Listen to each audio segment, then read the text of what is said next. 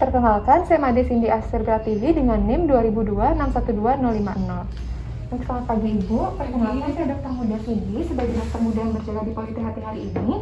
Apakah benar dengan Ibu Ketut berusia 50 tahun? Ya, benar. Baik Ibu, ada yang bisa saya bantu? Saya mau pemeriksaan rutin THT. Baik, berdasarkan hal tersebut, maka saya akan melakukan pemeriksaan telinga luar dan mastoid, rinoskopi anterior, serta melakukan pemeriksaan terhadap orofaring serta tonsil, dengan tujuan untuk menilai apakah ada kelainan atau tidak untuk membantu menegakkan diagnosis.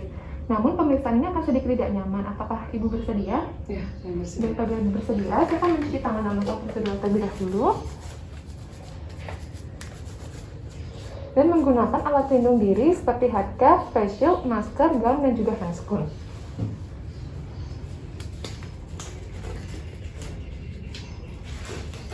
Dan di sini ada pun alat dan bahan yang diperlukan adalah lampu kepala, spekulum hidung, serta spatula lidah. Baik, pertama saya akan menyiapkan lampu kepala terlebih dahulu. Lampu kepala yang perlu dialirkan listrik, maka harus disambungkan kabelnya terhadap stop kontak yang terjangkau. Kemudian apabila menggunakan baterai, pastikan baterainya sudah cukup. Pertama, longgarkan ikatan lampu kepala, lalu pasangkan di kepala pemeriksa, dan kencangkan ikatannya agar dia tidak jatuh pada saat pemeriksaan atau tidak terlalu erat. Kemudian, posisikan lampu kepala tepat pada glabella atau di antara kedua mata pemeriksa. Kemudian, nyalakan lampu kepala dan arahkan ke telapak tangan pemeriksa kurang lebih 30 cm di depan pemeriksa. Atur fokusnya hingga membentuk lingkaran yang cukup terang dengan diameter 3-5 cm dan membentuk sudut 15 derajat dengan aksis mata pemeriksa. Selanjutnya adalah posisikan pasien sesuai dengan pemeriksaan THT-KL. Jadi pasien diposisikan duduk tegak, kemudian saling berhadapan dengan pemeriksa dengan kaki yang saling bersisian dan tidak mengangkatnya. Kemudian selalu meminta izin dan juga menjelaskan pemeriksaan fisik pada pasien bahwasanya pertama pasien akan dilakukan pemeriksaan telinga luar dan mastoid dengan tujuan untuk menilai daya kelainan baik pada telinga kiri maupun telinga kanan pasien. Kemudian di sini saya akan melakukan inspeksi terhadap auricula terlebih dahulu.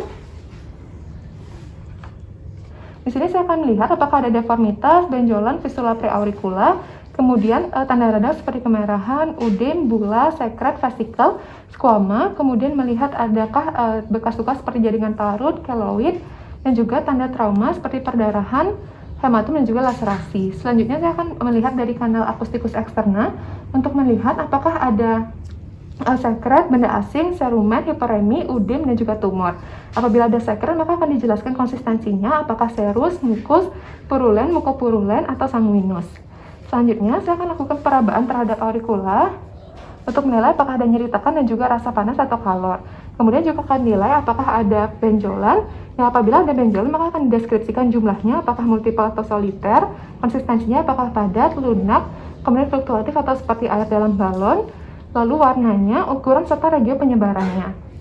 Selanjutnya, saya akan lanjutkan untuk melakukan pemeriksaan terhadap penarikan auricula ke arah atas dan juga bawah, serta penekanan pada tragus untuk menilai apakah ada nyeri tarik dari auricula maupun nyeri tekan tragus sebagai tanda dari radang telinga luar. Selanjutnya akan saya lanjutkan untuk melakukan inspeksi dari mastoid untuk menilai apakah ada tanda radang seperti kemerahan, udem, fistula atau abses, kemudian benjolan ataupun tanda trauma. Saya juga akan melakukan palpasi pada regio mastoid untuk menilai apakah ada nyeri tekan, kemudian benjolan, krepitasi maupun fluktuasi. Kemudian saya juga akan memperhatikan apakah ada pembesaran kelenjar getah bening pada retro maupun preauricula. Kemudian pemeriksaan yang sama akan dilakukan pada sisi telinga yang lainnya.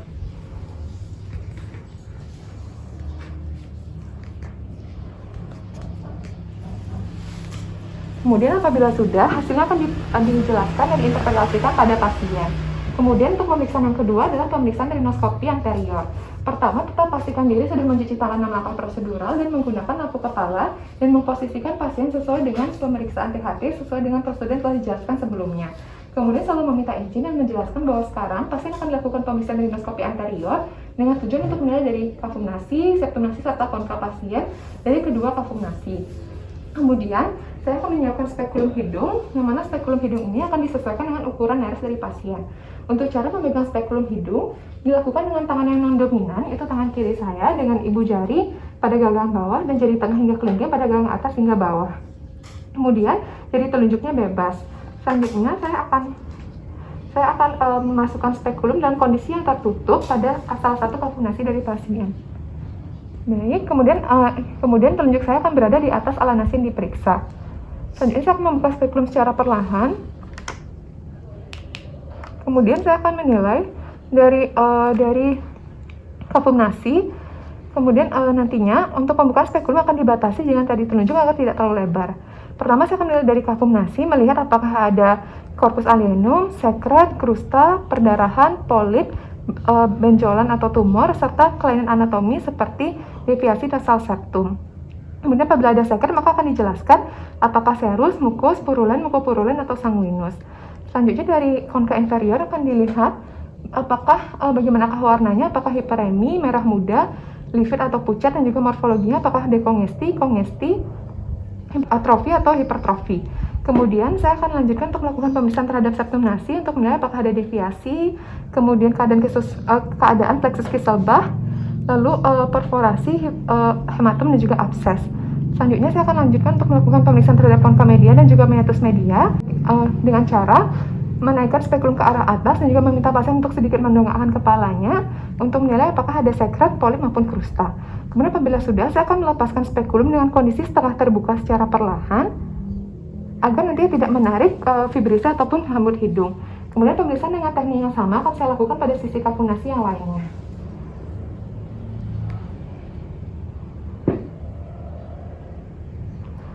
Baik, apabila sudah, maka hasilnya akan diinterpretasikan dan dijelaskan pada pasien. Dan yang ketiga adalah pemeriksaan orofaring dan juga tonsil. Di sini tetap juga pastikan bahwa pemeriksa sudah memastikan diri sudah menjaga sanitasi dengan cuci tangan 6 langkah prosedural, lalu menggunakan lampu kepala, dan juga prosedur pemeriksaan THT sudah sesuai dengan prosedur sebelumnya. Kemudian tetap meminta izin dan menjelaskan bahwa sekarang pasien akan melakukan pemeriksaan orofaring dan juga tonsil dengan tujuan untuk menilai bagaimanakah keadaan dari orofaring, apakah ada kelainan atau tidak. Kemudian, di sini saya akan menggunakan spatula lidah untuk membantu pemeriksaan. Pasien diminta untuk membuka mulutnya dengan kondisi lidah masih dalam kafum oris. Kemudian di sini saya akan menggunakan spatula lidah yang akan saya gunakan untuk menekan lidah untuk menginspeksi orofaring. Baik, di sini saya akan meletakkan spatula lidah pada 2/3 anterior, lalu menekannya secara perlahan dan meminta pasien untuk mengucapkan A. A. A. A. A. Baik, di sini saya akan menilai dari pilar tonsil kanan kiri, uvula, dan juga dinding belakang faring.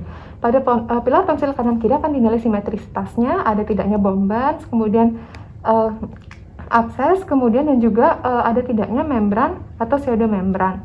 Kemudian saya akan nilai dari tonsil kanan kiri untuk menilai dari warnanya, kemudian bentuk dari kripte, pembesarannya, ada tidak detritus, membran, dan juga pseudomembran, serta ada tidaknya corpus alienum. Untuk pembesaran tonsil dapat dinyatakan dalam T0 hingga T4. Selanjutnya saya akan menilai dari uvula bagaimana letaknya, apakah di tengah atau sedikit bergeser, dan juga untuk menilai apakah bagaimanakah warnanya, kemudian bifida, dan juga ada tidaknya udem.